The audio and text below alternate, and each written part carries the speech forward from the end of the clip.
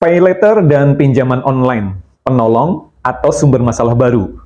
Barusan saya nggak sengaja lihat ada yang live jualan iPhone di TikTok. Yang menarik perhatian saya bukan iPhone-nya, tetapi banyak yang komen dan nanya, "Kak, bisa pay later nggak? Bisa kredit nggak? Ada sistem cicilan nggak, Kak?"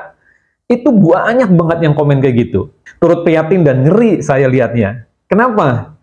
Banyak yang mengira pay later adalah penolong atau pemberi solusi, seakan-akan menjadi penyelamat dalam situasi darurat. Tapi pada kenyataannya, pay later banyak membuat orang justru makin terperangkap dalam kemiskinan.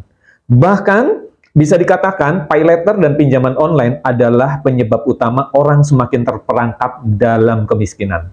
Memang begitu menggiurkan penawarannya, mudah sekali penggunaannya. Hanya melakukan klik-klik sedikit sudah bisa melakukan pengajuan pinjaman atau pay later tanpa ada prosedur survei. Tapi, awal yang manis malah berbalik menjadi penyebab hidup makin pahit. Banyak pengguna pay later dan pinjaman online yang tergiur manisnya penawaran pay later akhirnya sadar ketika sudah terjerat menumpuknya hutang, bunga yang mencekik, dan teror tagihan.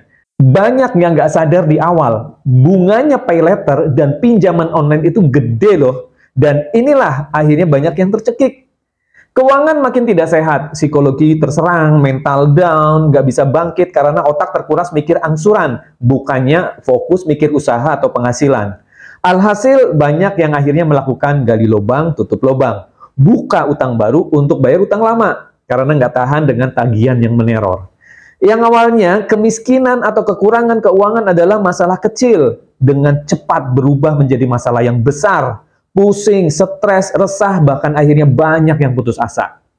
Maka saudaraku semua, janganlah terus-terusan banyak kemauan yang tidak terkontrol, lalu sedikit-sedikit kredit, pay later, utang. Belilah hanya yang butuh dan mampu dibeli saja. Kenapa kebanyakan masyarakat Indonesia miskin terus? Karena kebanyakan suka membeli sesuatu yang sebenarnya nggak mampu dibeli. Konsumtif yang berlebihan, gaya hidup yang melebihi kemampuan. Berpikirlah produktif dulu, jangan konsumtif. Fokuslah nambah income dulu, baru hasilnya buat beli-beli, buat bergaya hidup. Itu pun batasi maksimal 30% dari pendapatan yang nantinya digunakan untuk gaya hidup. Jangan habiskan semua, kecuali kalau kamu mau sengsara terus hidupnya, terus terjerat masalah utang. Sekedar info buat kamu ya. Ini adalah pengakuan dari seorang mantan karyawan pinjol bahwa target pinjol adalah orang-orang yang suka bergaya melebihi kemampuannya, suka belanja di luar kemampuannya. Itulah kenapa pinjol menjadi industri baru di Indonesia yang terus berkembang. Karena banyak banget sih yang suka konsumtif, suka beli-beli di luar kemampuan. Udahlah, stop lakukan itu kalau kamu mau sehat keuangan dan hidup damai sejahtera.